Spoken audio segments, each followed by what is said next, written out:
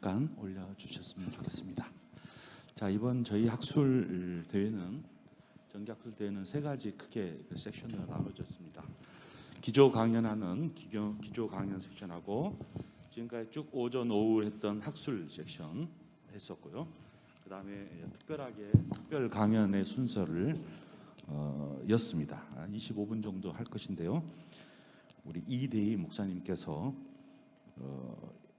그 말씀 자체와 말씀 전체로 자생하는 홀리텍스 생명 목회라는, 특별히 과천 소망교회 우리 장 목사님하고 이 어려운 시대를 어떻게 함께 목회할 수 있는 방법이 뭔가를 제안을 듣고 실질적으로 적용한 여러 가지 사례들도 생각들도 이야기해 줄 건데요.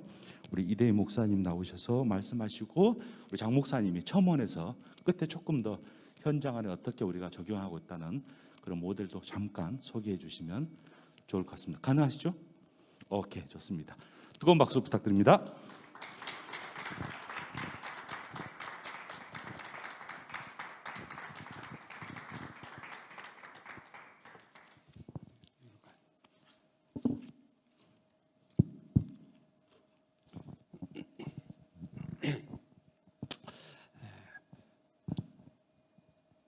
앞에 우리 귀한 학자님들이 기조 발언 하고 그다음에 6개의 세션 이렇게 같이 쭉 했습니다. 마지막 목회적인 관점에서 함께 정리하는 의미에서 오늘 말씀 자체와 말씀 전체로 자생하는 홀리텍스 생명 목회에 대해서 간단히 함께 나누도록 하겠습니다. 예수님을 환호하며 따랐던 5천 명의 무리가 어느 날 이제 표적이 없자 전부 떠나게 됩니다. 그리고 이때부터 그와 함께 다니던 제자 중에 많은 사람도 떠납니다. 그때 예수님이 12제자에게 너희도 가려느냐 그랬더니 영생의 말씀이 계심에 내가 어디로 가오리까 베드로가 얘기합니다.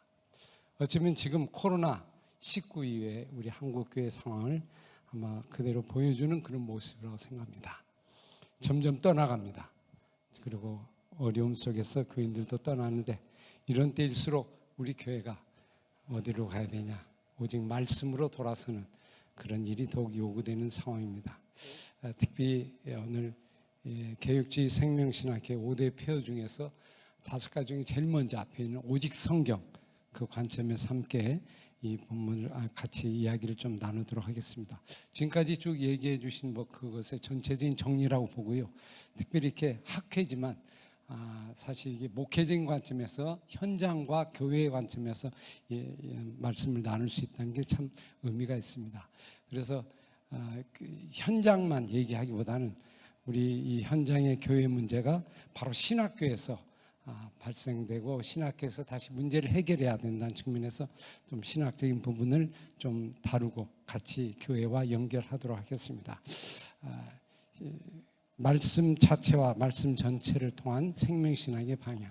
지금 한국교회가 힘들게 되는 근원을 하나 들라고 하면 신학교가 마른 뼈처럼 점차 이렇게 화석화되고 있는 위기에 처하고 있는 사실입니다.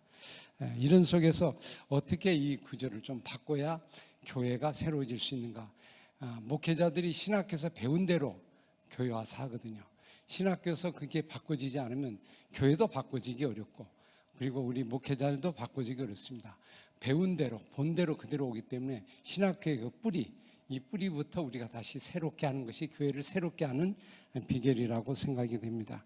그래서 신학교에서 바꿀 것이 뭘까 한번 제가 개인적으로 신학교에서도 사역하고 또 목회 현장에서 하면서 생각을 해볼 때 신학교의 구조가 생명신학, 생명을 살릴 수 있는 못자리, 원래 신학과 세미나리잖아요. 이 세미나리 정신을 좀 살려야 되지 않는가 이런 생각이 듭니다. 원래 교회에서 시작된 신학교가 이 대학교, 종합대학교 시스템으로 이렇게 가다 보니까 자연히 과정과 졸업증과 이런 것이 좀 목표가 되는 경우가 많이 있어요. 그래서 이 학교를 다시 세미나리 형태로 원래 본래적인 모습으로 한번 전환하는 그리고 다시 돌아가는 그런 부분이 필요합니다. 그렇다고 해서 신학교를 종합학교로 완전히 바꿀 수는 없잖아요. 그러니까 신학교 안에 또 신학교, 그죠? 교회 안에 또 다른 소그룹, 그처럼 신학교 안에 세미나리를 활성화시켜서 거기서 각 소그룹으로 거기서부터 이렇게 목회를 말씀을 체득할 수 있는 그런 능력으로 경험하는 시간으로 만들어가면 하나의 생명을 불어내는 구조 전환이 있지 않을까 생각합니다. 또 하나는 신학의 문제인데, 신학가 2차 자료로 점차 우리가 가게 됐거든요. 학문화되고 신학인 학문이 아니다, 이렇게 얘기한 것도 어떤 의미에서 신앙으로 돌아가는 의미에서 결국 2차 자료보다 원자료를 먼저 하고, 그죠? 원자료가 말씀 자체거든요. 성경 자체를 경험하고 그 속에서 2차 자료 학문화를 하게 되면 근원적인 생명이 살아나는 뿌리가 일어날 수 있지 않을까. 이것이 점차 떨어지다 보니까 점차적으로 헬라적인 또 우리 논리적이고 사변적인 신학으로 우리도 모르게 가게 된 것을 살리는 한 방법으로는 성경 원자료 자체를 경험하는 그런 시간이 필요하다, 이렇게 생각합니다. 이 로마교회 1000년 동안에 계속되는 그 가운데가 우리 신학교가 자꾸 이론화 그리고 학문화 지식화 이렇게 간 이유가 아마 이것이 거의 일상화되다 보니까 우리도 모르게 신학교 와서는 그걸 배우고 또 목회자들이 교회 와서는 또 따로 다른 세미나 다른 것들을 그냥 배우게 되는 이분법적인 그런 현상이 생기게 됐다 보니 그것을 해결하는 길은 신학교 안에서 성경 자체를 배우는 시간을 좀 더 확장하고 더욱더 근본으로 핵심을 가져야겠다는 생각을 갖게 됩니다.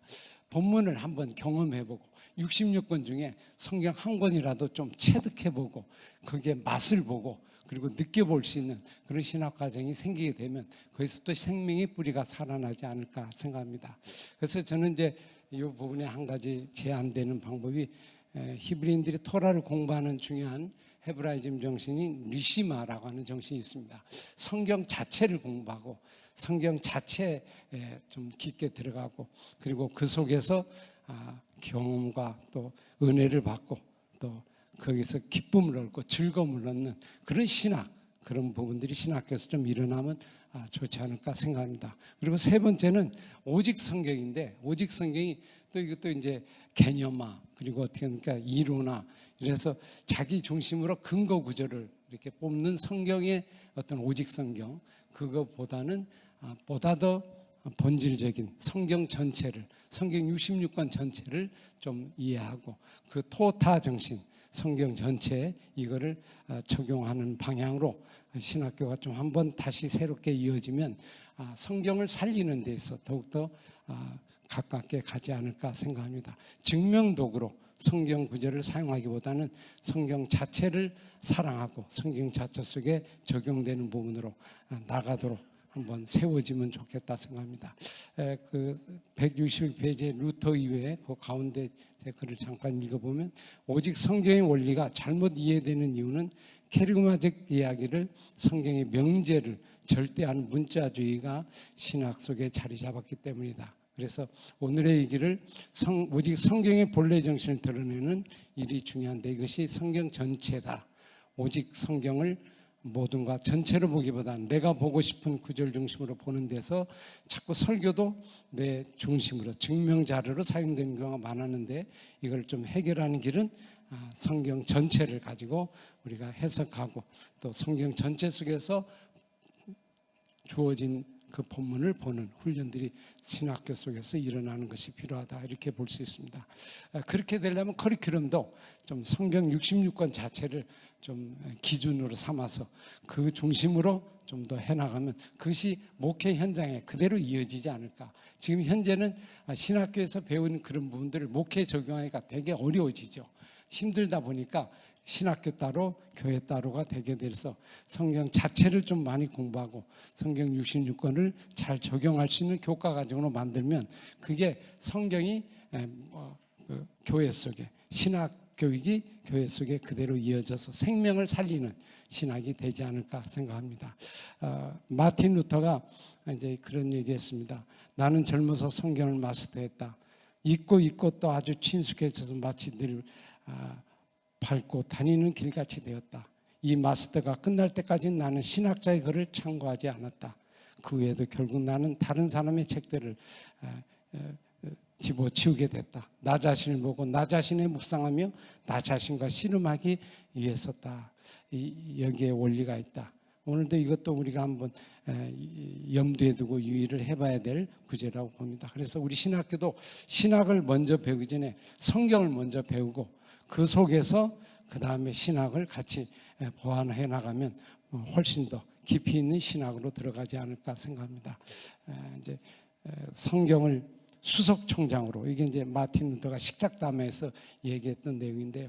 모든 교수들의 으뜸, 모든 교수들의 최고봉이 바로 이제 성경인데, 성경 속에서 더욱더 붙잡고 나가는 그런 신학교 자체가 되면 이 코로나 시절에 정말 이곳에서 해결할 수 있는 뿌리를 찾는 시작이 되지 않을까 생각합니다. 그래서 우리 목회자도 그렇고 교회도 신학교를 그대로 본받아서 그 본을 행하는 교육인데, 그러려면 신학교 자체가 다시 새롭게 일어나는 그런 신학의 학문의 대전환이 필요하다 생각할 수 있습니다. 그래서 마지막에 다섯 번째 이제 신학교 속에 하나 제가 제안을 하는 부분은 본을 보이는 교수 베이트 미드바르, 베이트 다바르 뭐 이런 부분에 실천이 필요하지 않을까 생각합니다. 그래서 우리 교수님들이 좀 어려운 제안이지만 함께 교수들이 먼저 우리 각각의 학문의 어떤 전공들을 가지고 있는 특성들을 살려서 말씀을 같이 나누고, 뭐 예를 들면 한 주간에 월요일날 한 3시간 정도라도 교수들이 이렇게 그룹 모여서 말씀을 본문을 갖고 서로 나누고 그리고 공유하고 이런 이제 문화가 일어나면 학생들이 그대로 교수님을 본받아 가지고 그들도 같이 소그룹으로 이렇게 이어나서 말씀을 배워서 그 본 보습대로 나가서 교회 현장에서도 같이 그렇게 공부하고 나누면서 성도들과 나누는 것이 그대로 이어진다고 하면 아마 신학교가 교회를 살리는 아주 좋은 신학교가 되지 않을까 생각합니다. 이건 이제 우리나라의 최초의 교회를 세운 130년 전에 세운 선교사 사무엘 마페 선교사가 바로 이제 예수학당이라는 걸 세워가지고 우리 한국 교회를 성경의 한국으로 만들려고 했던 그런 부분과도 그대로 연결된다고 볼 수 있습니다. 이제 이것이 우리 교회 어떻게 이끌어 갈 수 있는가? 신학교에서 조금이라도 이렇게 개혁이 일어날 때 그 속에서 교회가 일어나는 출발점이 되지 않을까 해서 제가 신학에 대한 간단한 정리를 좀 한번 나름대로 해봤습니다. 성경 전체와 성경 자체, 이제 관에서도 필요하겠지만 성경 자체에 좀 더 몰입하고 경험하고 체득하는 그런 어떤 훈련이 된다고 하면 우리 교회가 새롭게 살아나는 하나의 기회가 될 수 있다고 생각합니다. 세 번째, 우리 이제 목회에 관심에서 목회에서 성경 자체와 성경 전체에 복음을 제안하는 홀리텍트 생명 목회 방안을 좀 제가 제시했는데, 신학교에서 갈려지는 그 성경 자체의 힘을 받아서 목회 속에서 어떻게 교회를 살릴 수 있는가, 특히 이 어려운 이 비대면의 이 상황 속에서 교회를 살릴 수 있는 건 여러 가지가 있는 것 같아요. 아까도 이제 온 오프라인 뭐 얘기가 나왔고 계속해서 우리가 논의를 했습니다. 방법론적으로 제시를 했습니다만 어떤 의미에서 보면 본질적으로 어떻게 하면 말씀에 집중할 수 있는가, 거기에 우리의 핵심이 있다고 봅니다. 온라인도 그렇고 오프라인도 그렇고 거기에 홀리텍트, 저는 이제 말씀을 접촉하는, 더 적극적으로 말씀과 접촉하고 그게 온라인든지 오프라인든지 그 속에서 말씀을 살리는 방향으로 우리의 패러다임을 좀 바꾸면 온 오프라인을 더욱더 확장하는 제3안이 될 수 있지 않을까 생각합니다. 첫 번째 부분에 이제 우리가 흔히 교회에서 관심 있는 게 예배잖아요. 공동체 예배인데, 공동체 예배가 몸으로 드리는 함께 거룩한 공동체 예배인데, 이 예배를 공적인 예배인데요. 저는 이제 개인적으로 그런 생각이 들어요. 오히려 예배를 디지털화하기보다는 아날로그로 좀 돌아가는 것은 어떨까 하는 생각을 가집니다. 예배만이라도 아날로그를 경험해야 그냥 그 속에서 이 오프라인 속에 이 기계적인 이 디지털을 이길 수 있지, 만약 그렇지 않으면 디지털화돼서 우리가 정말 영적 어떤 영지주의, 디지털 영지주의 같은 그런 상황으로 우리가 나갈 수 있지 않을까 이런 생각에서 이 교회 안에서만이라도 좀 아날로그적인 그런 훈련들을 해나갈 때 그게 진짜 디지털을 우리가 사용도 하면서 거기서 이겨나갈 수 있다고 생각합니다. 유대인들이 보면 전자 디지털을 유대인들이 다 만들었잖아요. 컴퓨터도 그렇고 전부 IT 기술도 만들었는데 그들은 정작 안식일에는 모든 걸 스탑해갖고 아무것도 하지 않고 아날로그로 들어가거든요. 토라로 들어가고 그 속에서 원초적인 가정과 그리고 어떤 토라의 말씀과 음식과 일하지 않고 그거를 일주일에 하루를 경험하면서 다시 일주일 일상의 생활을 디지털을 이렇게 정복해 나가는 그런 모습이고요. 그래서 새로운 창조를 이끌어가는 것처럼 우리 교회도 어쩌면 주일날 이 하루만큼이라도 좀 우리는 온라인의 어떤 부분을 좀 벗어나서 이제 아날로그적인 그리고 성경 자체를 보고 그 안에서 교제를 나누고 공동체를 나누는 그런 힘들을 얻게 되면 그 힘을 가지고 디지털화된 이 세상을 이길 수 있는 힘이 우리 역으로 생기지 않을까 이런 생각을 함께 가져보면서 또 우리 예배를 그런 방안으로 좀 제시를 하게 됩니다. 특히 성경 읽기 모임 같은 거 이런 걸 좀 제시할 수 있습니다. 미크라 성경을 원래 읽는다거든요. 성경을 읽고 선포하고 그래서 다시 한번 확인하고 그게 함께 공동체가 들여서 한 몸이 들여서 서로 어떻게 됩니까? 개인적으로 이렇게 쇼를 보듯이 그렇게 보지 말고 함께 드리는 함께 참여하는 그런 예배로 만들어가는 몸의 예배 이게 필요하다고 생각합니다. 특히 제가 이제 세 번째 제시하는 것은 설교의 말씀의 생명력을 불어넣어야 되는데 생명력을 불어넣는 일 중에 하나가 리텔링 리사이드, 리텔링. 아까 이게 김영환 박사님께서 기조 강연에 이제 이 부분을 제시했는데 말씀하지 않았어요. 원고에는 나왔는데 참 아이러니하게 제가 이 뒤에다 썼는데 동일하게 참고 문헌을 이렇게 그 교수님이 이렇게 앞에 말씀하셨더라고요. 이제 그 재현하는 새로운 얘기를 자꾸 만들어내려고 하지 말고 원래 있던 본래 있던 그 이야기를 중심에서 다시 재현하는 것이 교회의 어떤 역할이고 그게 설교 속에서 일어나는 것이 필요하다 생각합니다. 그렇게 되다 보면 자연적으로 어떻게 돼요? 하나님 말씀을 재현하고 이야기로 재현하고 그리고 모든 가족과 함께 그리고 전 세대가 함께 모여서 말씀을 나누는 그런 방법으로 우리 교회가 좀 새롭게 예배가 살아나면 어떨까 생각이 됩니다. 이제 그 속에서 한 가지 우리가 좀 생각해 볼 수 있는 게 이야기로 듣는 그런 예배입니다.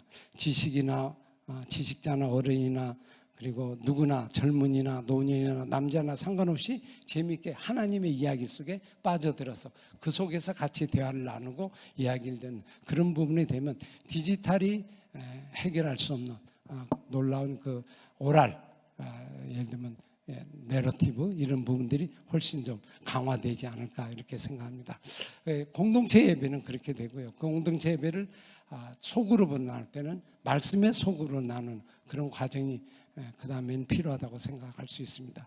앞에 부분에 소그룹에 대한 부분, 세이비어스나 뭐 이런 것들 쭉 얘기를 했는데 저는 가장 좋은 소그룹 중에 하나는 가정에서 이루는 밥상머리의 어떤 소그룹이라고 좀 생각이 됩니다. 이 부분을 좀 강화해야 되지 않겠나. 일반 소그룹도 필요하지만 이 코로나 시기에는 결국 가정에서 모여서 그 자리가 최종 지점이거든요. 다른 데는 다 막혀도 가정은 막지를 못하는 거예요. 가정을 살려서 가정의 공동체 살리고 가정 예배를 살리고 살려면 같이 가정이 함께 모여서 언약 가족 밥상머리를 같이 가지면서 거기서 교회의 본질을 살리고 교회의 회복을 살리고 또 우리의 존재를 다시 살리는 신앙이 살리는 그런 자리가 필요하다고 생각합니다. 그래서 사실 제가 이제 코로나 위기 속에서 참 뭘 할까 하는 고민 가운데 마침 이 과천소망교회 장인선 목사님과 이렇게 만나게 돼서 올 8월부터 다시 한 가지 이제 이 위기를 시작하는 어떤 운동을 하나 같이 해보는 것이 밥상머리 가족입니다. 행복 가족 밥상해서 가족을 통해서 말씀이 살아 움직이고 그것이 나중에 점점 살아서 교회 전체로 움직여서 살아가는 방법으로 한번 세팅을 해보자. 그래서 그 일들을 좀 이렇게 만들어가고 있고 지금 3개월째 같이 해오고 있습니다. 각 가정들을 어떻게든지 교회로 작은 교회로 세워서 일종의 한 300교회를 개척하는 이게 가정교회를 개척하는 거죠. 가정교회가 이루어지면 그것도 또 다른 개척교회가 될 수 있는 그런 의미에서 가정을 세워나가는 자리로 함께 우리 목사님과 만들어가고 있습니다.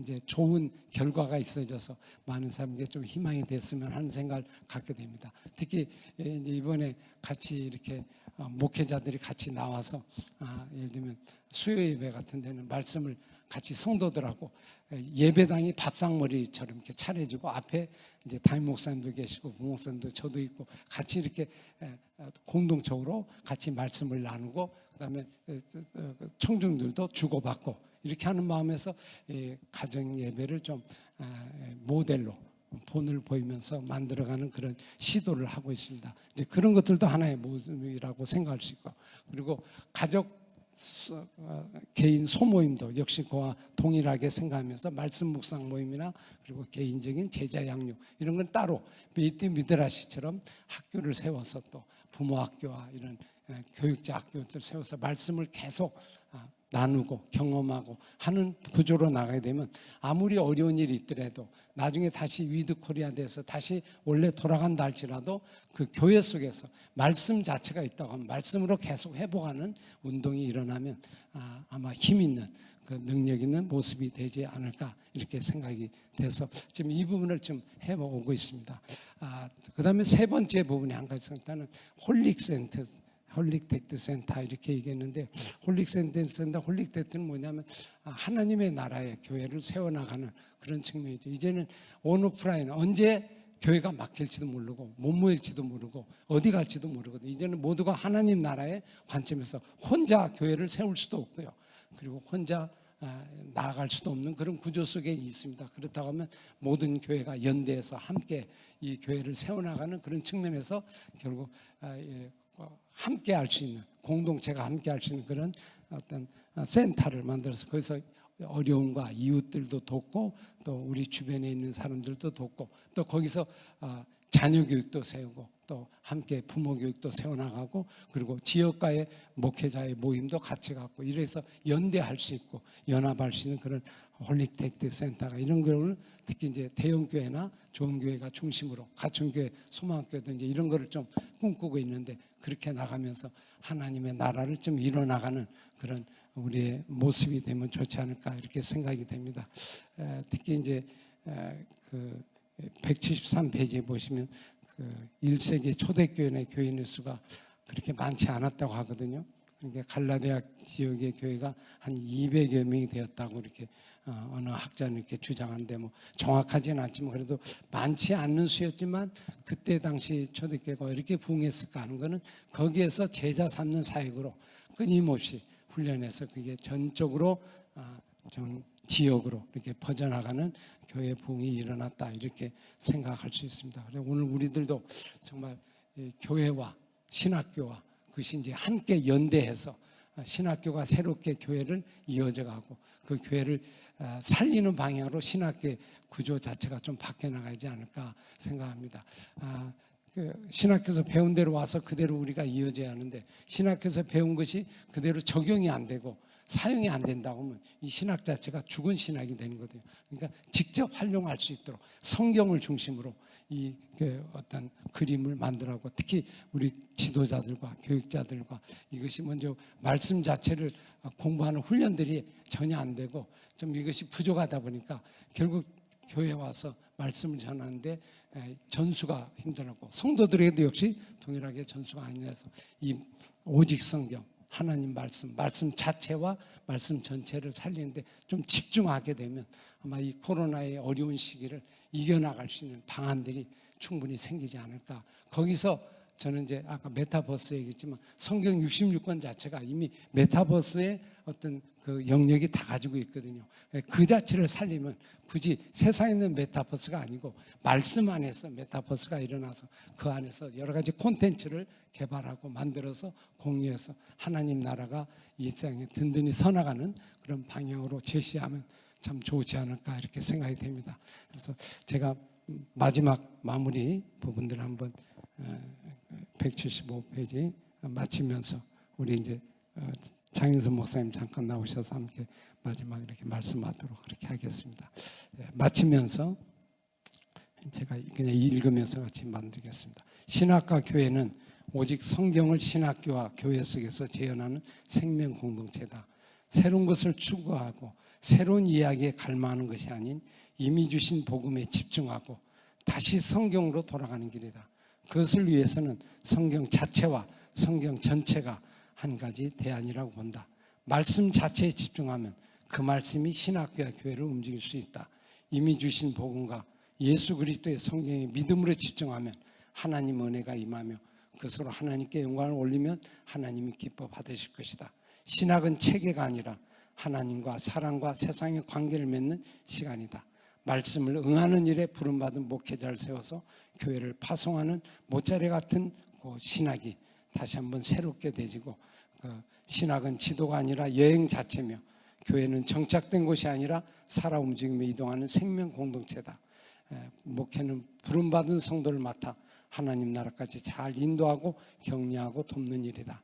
주님 오시는 그날까지 그리스도를 바라보면서 믿음의 시선을 하나님께 고정하고 격려하고 힘을 부여하여 천국까지 가도록 하는 친구다. 그래서 오늘 우리도 절대적인 이 하나님 말씀을 상대적인 것에서 증명되는 게 아니고 절대적인 힘을 얻어서 그걸 가지고 이 상대적인 사회, 계속 변하는 세대에서 변하지 않는 이 말씀으로 승리를 하는 우리 모든 교회가 되고 한국 교회가 되는 그런 부분이 되면 좋겠다 생각이 됩니다.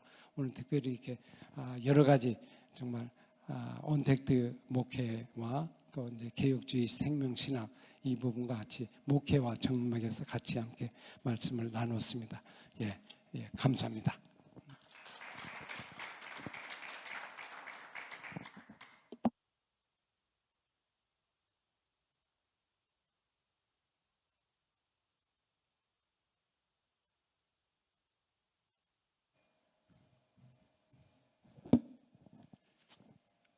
또 벗겠습니다. 이거 참 먼저 너무 이 영광스러운 자리고요. 너무 감사드립니다. 이렇게 귀한 분들이 한 사람이 오는 게 어마어마한 일이라잖아요. 그분의 과거와 현재 미래가 다 함께 오기 때문에. 그런데 여기 뭐 개혁주의 생명신학을 비롯해서 정말 귀한 목회자님들 또 신학자님들 오셔서 저는 정말 너무너무 감사하고 또 이 자리가 하나님께서 특별히 역사하시는 자리가 아닐까 그렇게 저는 확신하고 있습니다. 저도 목숨 걸고 왔습니다. 목회자들은 사실 토요일이 제일 분주하죠. 신학자분들은 달라요. 저희가 이게 벌써 삶의 못자라게 좀 다르지 않나. 저희는 지금 시시각각으로 주일 예배가 들어오는 그 시간이 막 어떻게 보면 피가 마른다고 표현할까요? 특히 이 코로나 시대에는 말씀하신 대로 잘 안 옵니다. 이제 여기도 뭐 형식적으로는 50% 얘기를 하지만 주로 가장 큰 변화가 젊은 분들 20대 30대 그리고 이제 그분들이 주로 어린아이들 데리고 있지 않습니까? 그러니까 주일학교나 청소년부가 급속도로 이렇게 와야 되는 현장을 보고 있습니다. 그러면서도 이런 기회에 하나님께서 한 번도 중단됨이 없이 주의 말씀 권역을 이루시니까 그 뜻대로 이루실 것이라는 확신을 갖고 이 때에 정말 교회의 본질과 참 사람됨의 본질, 참 예수인다움의 본질을 찾기 위해서 노력을 하고 있습니다. 그러기 위해서 예배와 소그룹을 강조할 수밖에 없게 되는 거죠. 이게 목회가 뭘까 이런 생각이 들더라고요. 이 근처에 이 목회한다는 게 뭘까? 교회란 또 뭐지? 예배라는 건 또 어떤 궁극적인 목적이 있을까? 그런 걸 생각을 해보면서 결론적으로 한 가지 분명한 것은 그리스도 안에만 생명이 있는 거 아닙니까? 오늘 예수 생명을 전하시는 생명 신학학회 개혁 신학처럼 예수의 생명을 받고 예수의 사람다움으로 만들어져 가는 것, 그것이 교회고 또 그게 목회고 또 그것이 우리 모든 모임의 본질이 아닐까. 이 다움을 회복해야 되는데 그리스도인다움 생명을 가지고 있는 정말 생명체로서의 그 참 그리스도인, 그리스도의 사람다운, 예수 사람다움 회복되어야 되는데 그러기 위해서는 어떻게 해야 될까? 교회에서는 두 가지를 가장 크게 생각을 합니다. 첫 번째는 예배죠. 예배가 죽으면 다 죽는 거거든요. 첫 번째는 예배고 두 번째는 그래서 그 예배에 주신 은혜를 가지고 함께 공동체를 만들어가는 오늘 발표하신 것처럼 소그룹입니다. 그러니까 큰 틀로 말하면 주신 말씀을 어떻게 삶에서 실천해 갈 수 있을까 하는 두 가지의 큰 틀이거든요. 그 두 가지가 다 무너지는 거예요 지금. 일단 교회에 모임을 못 갖게 합니다. 그래서 참 우리는 얼마나 고통을 받고 있냐면 또 여기 특히 그러니까 과천이라고 그랬지 않습니까? 그러니까 교회에 대한 이미지가 신천지 때문에 너무 나빠져 가지고요. 이게 모이면 와서 시위를 합니다. 그럴 정도로 아주 뭐 교회에 대한 이미지가 너무너무 안 좋아져서 어떻게 말을 할 수가 없어요. 그런 상태에서 예배를 드리는 것 자체를 막 어찌 보면 막 공공성을 해치는 죄악시하는 그런 분위기 속에서 이걸 어떻게 이 예배의 정신을 이어갈까? 그래서 이제 어쩔 수가 없죠. 어쩔 수가 없는 게 일단 한번 딜레마에 빠졌다가 다시 나오긴 나왔지만 지금도 지금 말씀하신 대로 일단 벌써 예배의 이 연속성이 끊어졌습니다. 역사상 전쟁 때도 또 일제 참배 기간 때도 끊어지지 않았던 예배의 흐름이 이제 끊어졌어요. 그래서 저희 같은 경우도 거의 한 달, 두 달 정도, 한 8주 정도거든요. 전혀 교회를 오지 못하고 와서 조사를 하니까요. 그래서 유사시 정말 참 있을 수 없는 거기다가 마치 체인을 치듯이 폐쇄를 시켰습니다. 아무도 오면 안 되니까요. 교회당에. 그렇게 한 8주를 지나고 그리고 이제 다시 오게 하죠. 지금은. 그런데 이제 그게 보이지 않는 큰 영향이 생기는 거죠. 말씀하신 대로 젊은 사람들은 이미 이제 이게 굉장히 그 유튜브에 촉화되어 있습니다. 이제 그러면서 아까도 잠깐 언급하셨지만 말하는 그 성만찬 하는 그런 문제부터 시작. 교회의 본질적인 예배의 기능이 많이 이제 약화되어 있죠.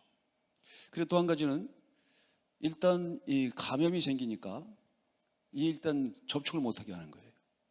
그래서 소그룹 모임 같은 것도 절대 할 수가 없습니다. 예배를 드린다고 하더라도 소그룹을 하지 못해요. 두 가지의 문제가 본질적으로 교회에 생겼습니다. 예배도 그렇죠. 소그룹 문제도 그렇죠. 소그룹을 하면 된다고 하지만 소그룹을 할 수가 없어요. 만나서 밥 먹으면 난리 나는 거죠. 뭐 사실 교회에서 우리가 한밥 운동을 했거든요.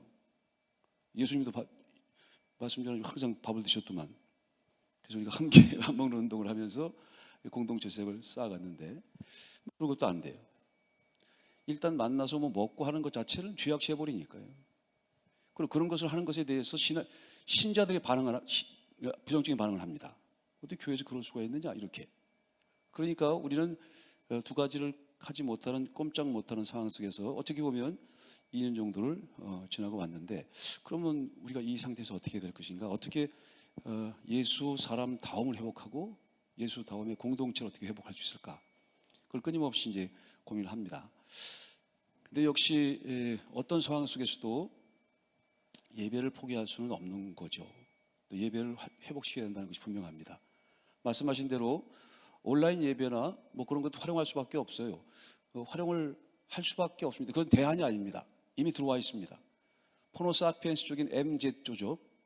그냥 호모사피엔스가 아니라 폰을 장착하고 다니는 포노사피엔스 쪽이 있잖아요. 그들한테 뭐 폰을 쓰지 말라. 5장 6부인데요. 그게 5장 7부라고 5장 7부. 장기한을 빼는 거랑 똑같은 건데 그게 말이 안 되는 거거든요.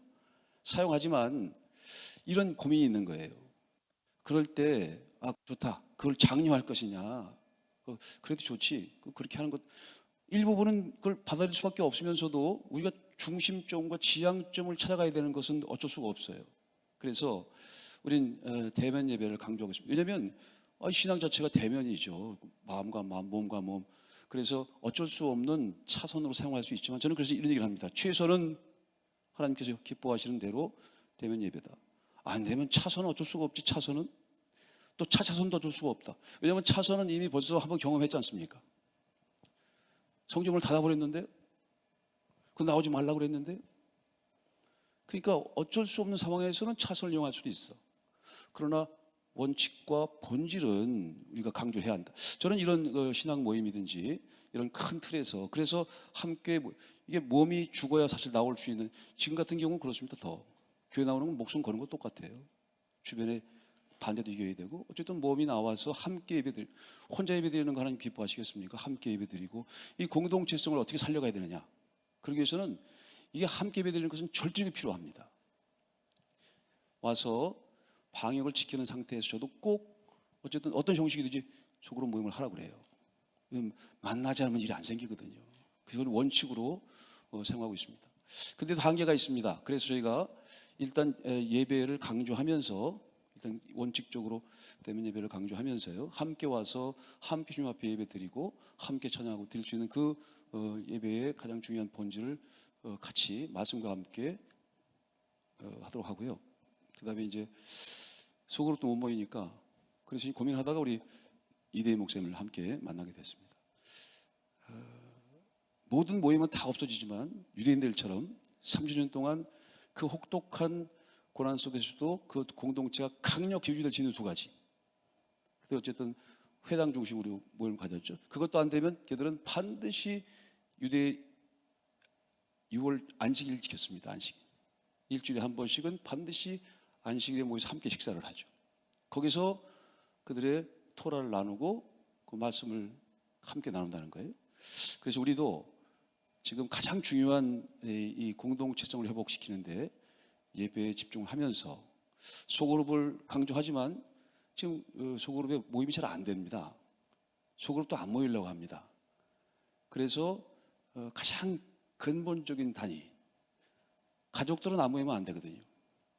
또 모여서 밥을 안 먹으면 안 되잖아요. 그래서 일주일에 한 번씩 함께 밥을 먹는 행복 박삼 운동을 지금 하고 있습니다. 그래서 지금 3개월 동안 됐는데요, 계속 강조하는 거죠. 일주일에 한 번씩은. 그런데 조사를 해보니까 일주일에 한 번씩 모이는 것 자체가 힘들더라고요. 밥 먹는 건 최초하고 다 바빠. 우리 아이들도 해보니까요, 저보다 더 바쁘더라고요. 이놈들이 뭔 놈이 이렇게 바빠. 일주일에 한 번씩 가족이 모여서 식사를 한다는 것 자체가 쉽지 않아요.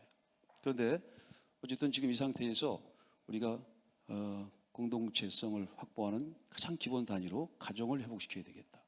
그리고 그것이 소그룹으로 확장되고, 그 소그룹이 교회에 들어와서 교회의 또 다른 공동체성을 확보하면서 모든 예배부터 시작해서 이런 것들이 조금 구조적으로 근력을 키워야 되겠다 싶어서 지금 저희가 행복 밥상 운동을 합니다. 행밥입니다. 행밥. 이것도 간단해야 되더라고요. 복잡하면 또 힘들어해 다. 그래서 우리가 한밥에서 행밥으로 바꿨습니다.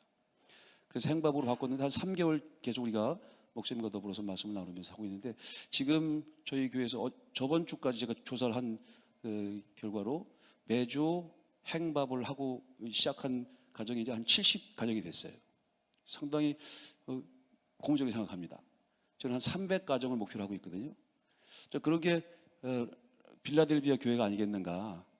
루디아가 가정에서부터 교회를 시작했잖아요. 그래서 그런 이 시대의 진정한 개척교회는 가정교회로부터 시작이 돼야 되겠다 하는 그런 생각을 가지고 저희가 지금 한 70교회, 아마 이번 연말쯤 되면 생각인데요, 한 150가정은 되지 않을까.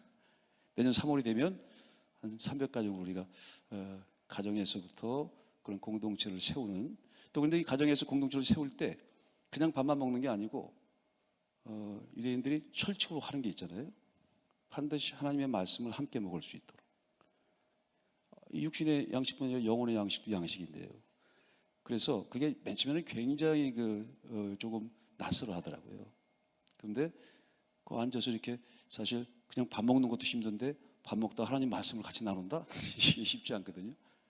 그런데 그 운동을 자연스럽게 말 그대로 이야기를 끌어들여서 지금 우리가 창세기에서의 우리 이대희 목사님과 함께 노아 얘기를 계속 하고 있습니다. 알고 있는 이야기지만 노아 얘기 속으로 들어가서 밥 먹다가, 야, 넌 노아의 둘째 아들이냐 셋째 아들이냐 이렇게부터 시작을 해서 자연스럽게 말씀 속으로 들어가 말씀과 함께 하니까 효과가 있는 것 같아요. 물론 앞으로 더 지켜봐야 될 것입니다만 저는 그렇게 현장에서 그렇게 활용하고 있다는 것을 조금 말씀드리고, 그리고 함께 기도하면서 지금 교회에서 사실 방법이 없습니다.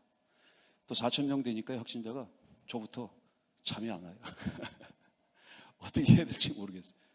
그래도 가정부터 살려나가고 하루하루 이 예배에 집중을 해서 오는 분들에게 정말 하나님의 은혜를 담고 갈 수 있도록, 정말 말 그대로 눈빛 하나부터 시작해서 저희가 무릎을 꿇고 기도하고 있습니다.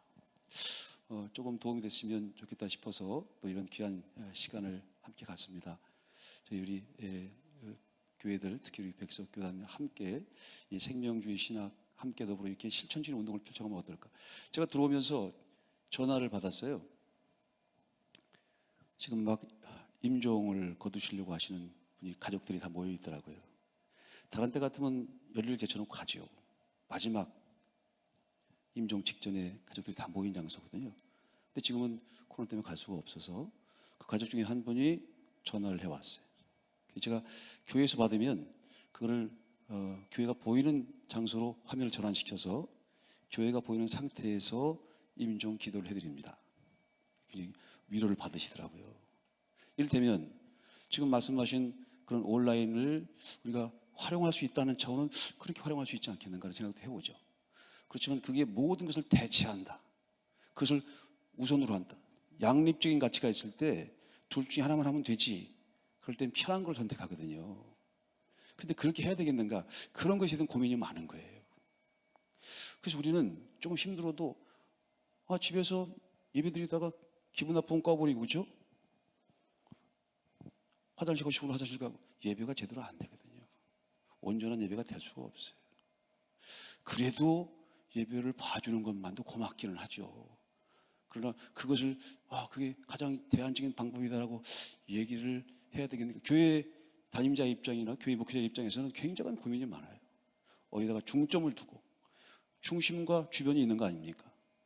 중심을 중심되게 살려야 본질이 살리는 거죠.